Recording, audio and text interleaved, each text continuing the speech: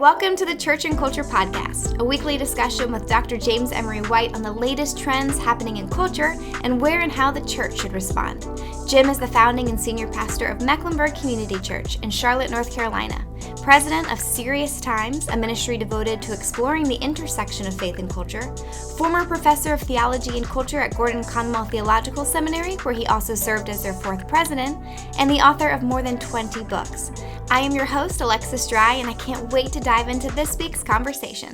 Awesome. Well, thanks for joining us again this week, everyone. Last week on Amazon's chart of the 20 best-selling and most read books of the week, 16 of the 20 were fantasy books. But that's not the only headline that's noteworthy. The top 4 best-selling books included Emily Henry's newest romance novel, and then 3 books by Rebecca Yarros, which actually fall under the literary genre known as romantasy.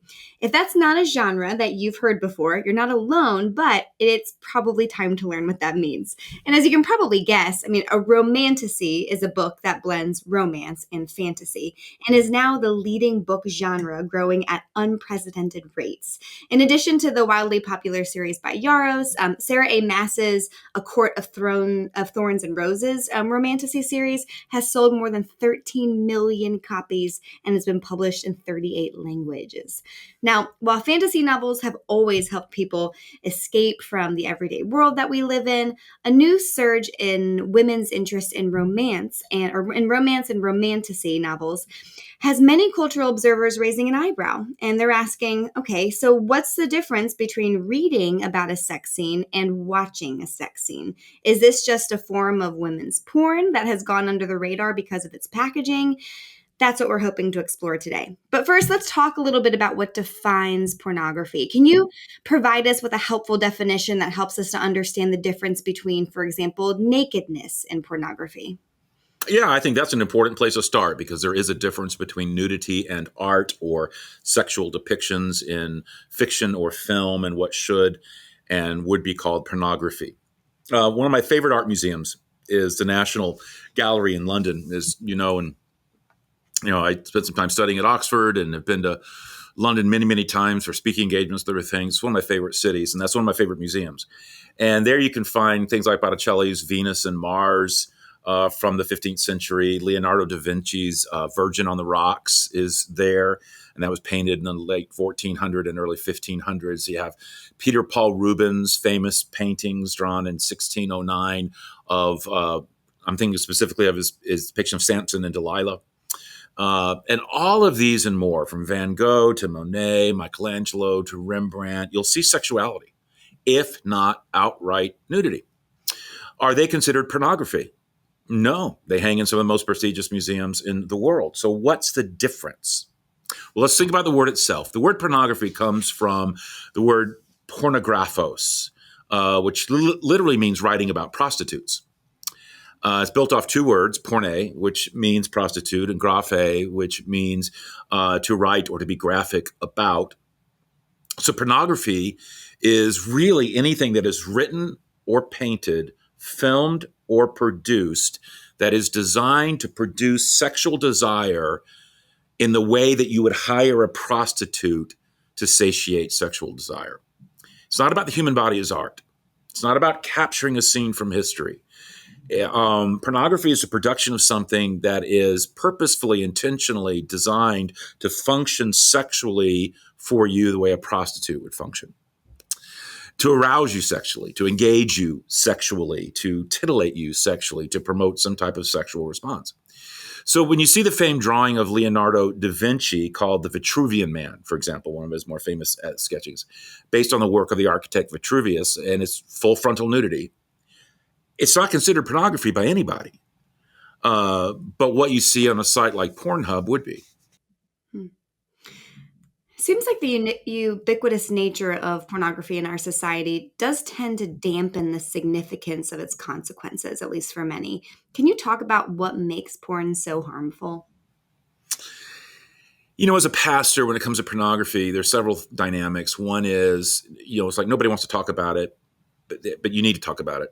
And so a lot of pastors don't, or they sweepingly condemn it, but that's all they do. Or there's people who are just vehemently saying there's nothing wrong with it, and others who are just caught in shame and don't know what to do with it. So it's a very important question that you've raised.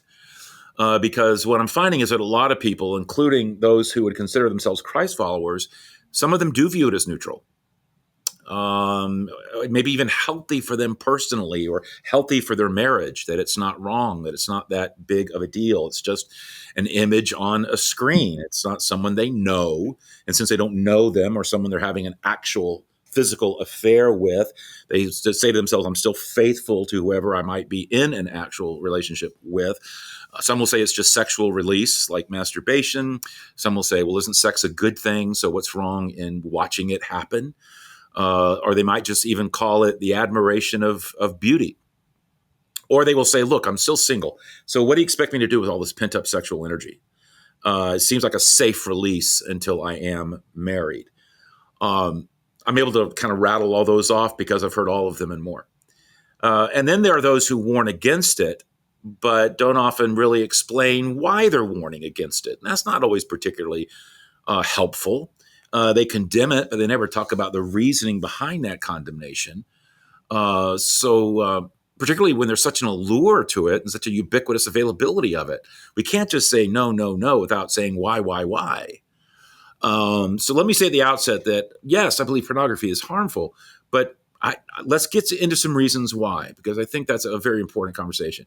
It reminds me of, there was an old ad, and this is back, I think 80s, maybe it's older, but I think it's 80s, called This Is Your Brain on Drugs.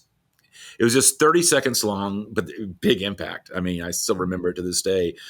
This guy held up an egg and said, this is your brain. Then he pointed to a frying pan on a stove and said, this is drugs.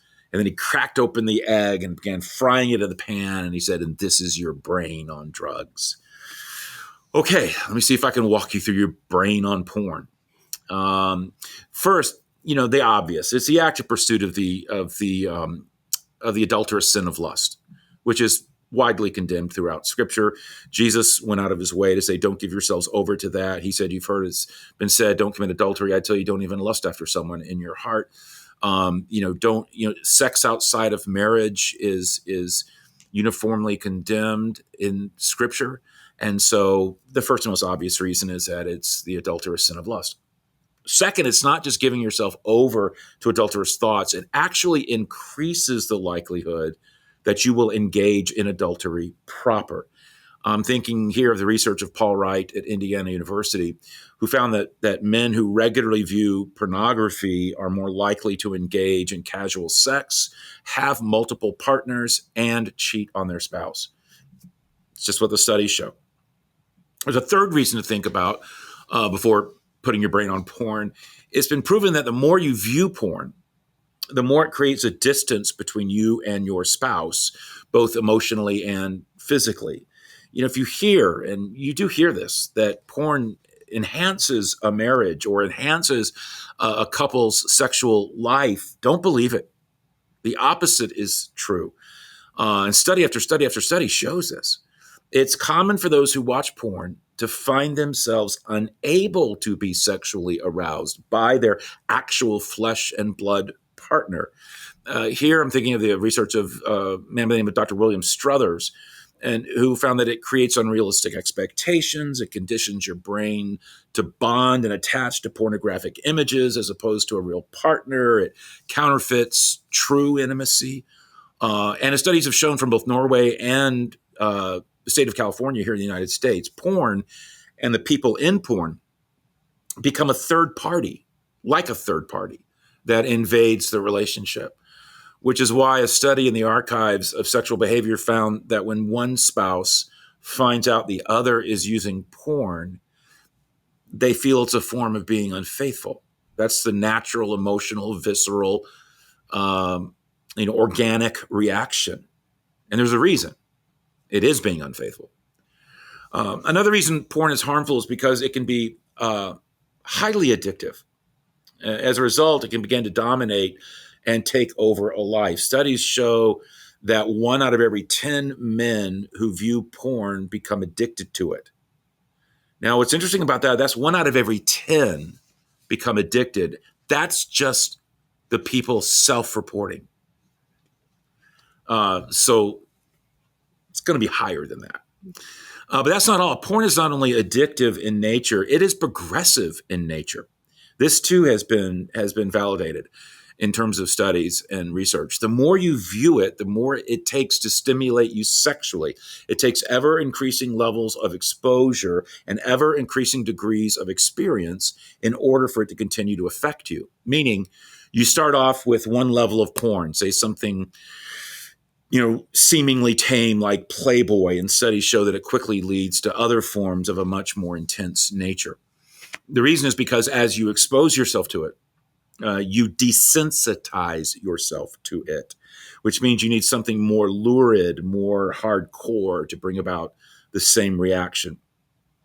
Another reason why it's degrading to women. I know that men are in porn too, but it is women who are most often the ones treated as objects in porn. As women made in the image of God, they are not fulfilling God's dream for their life as his precious daughter, nor are they fulfilling his design for sexual expression and fulfillment. When you watch porn, you are watching a woman who is being treated in a way that is just contemptible to her heavenly Father and heartbreaking to him. So it's not just degrading, it's also dehumanizing. And this is something else that we're finding. You may have seen or heard about the viral YouTube video documentary on the 23-year-old woman who's living in London who had sex with 100 men in 24 hours. And then she chronicled it online for her OnlyFans subscribers. Filmmaker Josh Peters followed her as she prepared for the stunt, capturing her thoughts going into it, and then cut away, and then came back for the emotional aftermath to film that. I watched it. It was a little over 30 minutes, I think, in length. And while it was completely non-pornographic, didn't show anything like that. It was a documentary of the lead up and the aftermath. It was the most anti-pornographic documentary you will ever watch. Shortly after having sex with the 100th man, she just burst into tears. It was just, and so did God. And so should we. When you read the studies of women in porn, you find that most are performing while on drugs or alcohol. They're often addicted to one or the other or both. They feel trapped in the industry financially or relationally. They feel they have no way out. Many are involved in it as a result of human trafficking. They come from broken families. They have absent fathers. They deal with so many issues related to mental health, a very high percentage of suicide compared to the public at large. They're human beings, but do we look at them that way, as precious daughters of the living God? But that's not all. Beyond the degrading, dehumanizing of women, it leads to the mistreatment of women throughout our world. See, here's what's going on. We've allowed what we're viewing online to determine how we treat women sexually, how men, for example, treat women sexually. And it's just putting women in great danger. Studies are beginning to show that the effects of porn on men are more than temporary sexual stimulation. As they see women treated as objects, they begin to treat women as objects in real life. They become more sexually aggressive, leading to date rapes and expected hookups and other such. One of the most disturbing titles of an article I ever read was "Our Daughters Are Abused by a Culture of Porn," and it's true. There was a survey done in the UK that found that pornography is leading to sex where women are just getting hurt, and that's the new normal. Women getting hurt in sex is the new normal, specifically the causing of pain and humiliation, bondage and discipline and dominance and submission and sadism and masochism. It's just now ordinary. Slapping, choking, anal intercourse, internet pornography has just made those who view it expect it. For Generation Z, the phrase rough sex, which includes hair pulling and biting and slapping and choking, is now the second most searched porn category online. And nearly half say online porn is their source of sex education.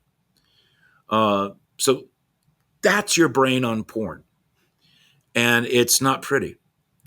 And even just saying that phrase, that's your brain on porn, reminds me of an interview that I read of Billie Eilish Many will know that she's one of the biggest Gen Z musical stars, youngest person in history to win all 4 of the top Grammy Awards in the same year. She talks about her addiction to pornography in this interview. It started at age 11 and how it not only gave her nightmares, but affected her later dating life. She said, I really think it destroyed my brain. And I feel incredibly devastated that I was exposed to so much porn. And then she added, I just think porn is a disgrace. And she's right. It is. And it does destroy your brain. Mhm. Well, let's shift to the women's side of things, as in women as consumers, because when pornography is narrowly defined, as it often is in our society, as visual or even audio content, there's no doubt that pornography use is more prevalent among men than women. Though to be honest, not drastically. Yeah, But it's rising among women very rapidly. yes, but if we broaden that definition to include literature, we are finding a very different story. When might literature step into the realm of pornography? Well, before I answer that, one of the things, and we'll put this in the show notes, there was a podcast I think that you listened to that you sent to me that you said you wanted to do a podcast on this. You wanted to talk about on women's porn. So for the record, this was your idea. So, Thanks for but clarifying. but in that it was really interesting how, and again, you can listen to it in the show notes. But the person that was being interviewed said, men and women are different when it comes to pornography. And I'm paraphrasing here, but in essence, her point was, based on the research and her work with women who have been dealing with this, like men are very visually stimulated, and men tend to be drawn to the image and act of sex in pornography, like you would find on the internet. Women are attracted to that too, but they're also, there's something about pornographic literature that's particularly appealing to women and alluring to women and draws women in because, and I hope I'm saying this right. She was saying that that a female reader is able to insert herself into the story and personalize it, and then enlarge it and make it her own fantasy narrative. Mm-hmm. So it is an interesting thing to explore, where we think, okay, they're online watching something, but you could be reading something. It could be just as damaging and obviously just as much as pornography. All right, so to your question, when might literature step into the realm of pornography? Well, it's the same way anything steps into it. Again, pornography is defined as anything that is written or painted, filmed, or produced that is designed to arouse sexual desire in the way you would hire a prostitute to fulfill a sexual desire. When that's the purpose of the writing, when that's the result even of the writing, you have pornography. I think of the book that, in terms of the current era of things, really set this off.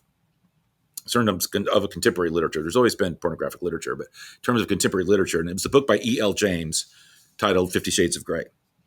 It tells the story of a literature student, Anastasia Steele, and her sexual encounters with a young entrepreneur named Christian Grey. And it was dubbed by many as mommy porn because of its escapist appeal to working mothers and suburban housewives. Sexual practices such as bondage and domination and sadism and masochism are all throughout the book. It was even listed, clearly, the book even had on its cover that it was in the category of erotic literature.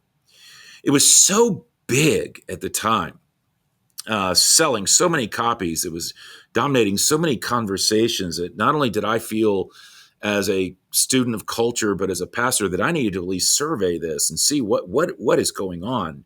But I even ended up doing a 3-week, so I did end up reading the book. And I also did a 3-week teaching series on it, kind of a biblical counterweight to what it was saying about sex and things. And so, it was just one of the most salacious books I've read.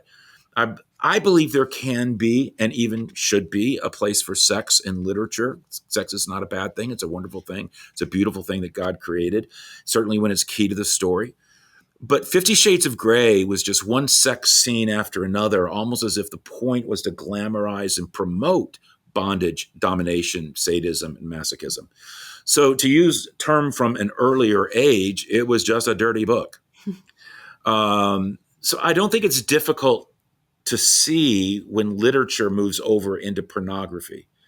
What I think is difficult for people is to call it pornography because it's become so mainstream, so accepted, and so expected that it really does often is just seen as just another romance novel. And that's just the way romance novels are today, when in truth, it really is in a different category altogether. What do you think is behind the surge in popularity of romance and romantasy novels? I read an article recently titled, "Romance Books Are So Back and Moms Are Obsessed." Why do you think that is? I think it's because of what sex promises. Listen, as I mentioned, sex isn't dirty. Sex isn't bad. As Genesis outlines, we were made in the image of God as male and female. Sexuality was God's design, which means that not only is sex a good thing, it's a God thing. It's part of his desire and design for our bodies and lives, and when in the appropriate context relationship. Knowing we were going to be talking about this, I remember reading something from Philip Yancey, and I went back and found it.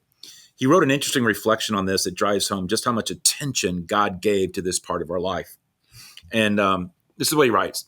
He says, having studied some anatomy, I marvel at God laboring over the physiology of sex, the soft parts, the moist parts, the millions of nerve cells sensitive to pressure and pain, yet also capable of producing pleasure, the intricacies of erectile tissue, the economical and ironical combination of organs for excretion and reproduction, the blending of visual appeal and mechanical design.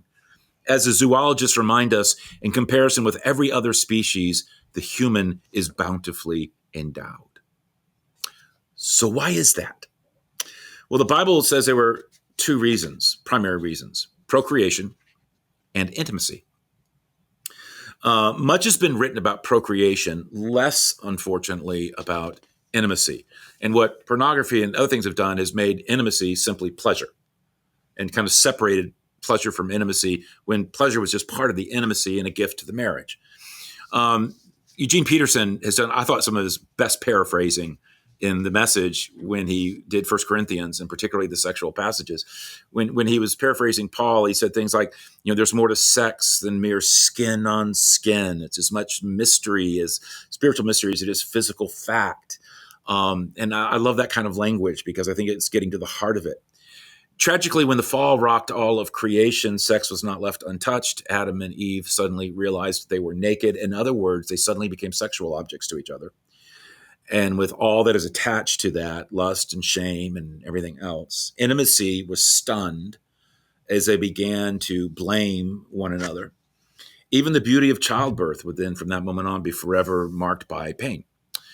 So sex fell with the rest of creation, but we were still made for intimacy, and we still longed for intimacy. Romance novels, getting to your question, can speak to that part of who we are and how God made us to be and meant for sex to operate, that intimacy, the two becoming one. But when they bring in these broken and distorted views of sex and then glamorize them, or write about it in a way that is pornographic, or make the pleasure side of sexual intimacy the point and what holds the promise of intimacy, just the promiscuity side of it, if you will, it's such a really demonic distortion. And it's adding to the distortion of sin in our world and adding to our sexual brokenness. Again, as Peterson paraphrases in Corinthians, when he talks about there's a sense where sexual sins are different from all others. We violate the sacredness of our own bodies that were made for this God-given, God-modeled love. And then he goes on to say, so don't you realize that your body is a sacred place? It is the place of the Holy Spirit. So sex was designed for intimacy. Sexual sins tear away at that intimacy, yet we're often drawn to that sexual sin, including pornography, and as perhaps especially is found in romance novels, because it's offering the facade, an illusion of it through pleasure. And then you buy into that and you're left more lonely than before. So I think that's how I would view the attraction. Yeah. Well, since you mentioned that this podcast was my idea, I do feel the need to admit that, okay, While I have not, I'm going to say I haven't read any romantasy novels. I do read, I would say pretty widely. I'm certainly not a stranger to rom-com or romance novels either. I actually just finished the newest Emily Henry book. So I'm just as curious about this topic as I'm sure many of our listeners are. And I was thinking about how you've often walked through the paradigm of is it okay for a Christian to ... Do you think you could apply that to this conversation? Like, is it okay for a Christian to read romance novels? Sure. I think there are at least three stages of an evaluation of something that would be relevant to run through with this. First, with every issue, we want to go to the Bible and see what it clearly says. And when we go to the Bible, we'll see that we're given either clear permission to do something, clear prohibition not to do it, or kind of I don't call it a gray area, but more of a sense of, okay, you can proceed, but here's some principles to navigate as you go forward. I think with pornographic material, we don't have to go any further than the first stage. The Bible is clear about matters related to lust and adultery and not putting anything, as it says, vile before our eyes or between our ears in terms of reading. But let's say that it isn't that kind of romance novel, but one that is free of gratuitous descriptions of sex. So think less Bridgerton, more Jane Austen. That brings you to the second stage of the process, which is when you have freedom, but you better exercise that freedom with wisdom. So yes, there's nothing in the Bible against reading a romance novel that is not gratuitous or pornographic. There's even the genre of Christian romance. I'm thinking of the works of someone like Francine Rivers. I read her entire Mark of the Lion series. I thought it was absolutely excellent. Her novel Redeeming Love, I also enjoyed. It was later turned into a movie. But that brings you to the third stage, which is how you personally are wired up, how it affects you. And I think this is the heart of the matter when we get to this point. Here, I think the key is what reading that romance novel does to you and your spirit. Is it neutral, just fun, escapist beach reads? Or do you find after reading that you are more irritable toward your spouse, critical toward your spouse, little less content or happy in your marriage, thinking more about what other men might be like or what you wish your husband was like? Does it create contentment or discontent? Every one of us is unique. We have a temperament. We have a nature. We have a life situation. We have a history. There's areas where we're weak or vulnerable or Satan can get a little crack into us. And there's also areas where we're strong. Biblically, you may find that there's an area where you have the freedom to do something, but it still isn't wise for you to do it. It might be, this goes beyond fiction. It might be seeing a particular kind of movie or the freedom to have a craft beer. There could be things that you have the freedom to do that is not foolish. For somebody else, it would be foolish because of what they're wired up to do. Which is why the essence of the third step really is asking yourself, what is the wisest thing for me to do? And the answer may be different for me than it is for you. But that includes reading romantic literature. And so I would just simply ask yourself, okay, when I read this stuff, okay, I've gone ahead and eliminated the pornography stuff, the stage one. That was easy, low-hanging fruit in terms of what's right and wrong. I enter the second stage, going forward with principles of wisdom. Then the third stage, when I look at me, what does it do to me? Oh, those questions are critical in terms of contentment, relationship, strengthening a marriage, undermining a marriage. Just ask yourself, and you may not even have realized it. You finish the book, you put it down, and you just find yourself grumpy with your spouse all day. And you may not even know why. Well, it may be because there was a hidden seed of discontent because of this almost perfect romantic character you just read, and that's anything but your husband, who's sitting around with a pot belly and dressed bummy and hadn't brushed his teeth, and you've lived with him for X number of years, and it's like, it's not a good scene. So ask yourself just how it feels, and how it affects you. Awesome. Well, thanks for entertaining this with me, Jim. Hopefully it was valuable to you guys who are listening, and we hope you'll tune in again next week.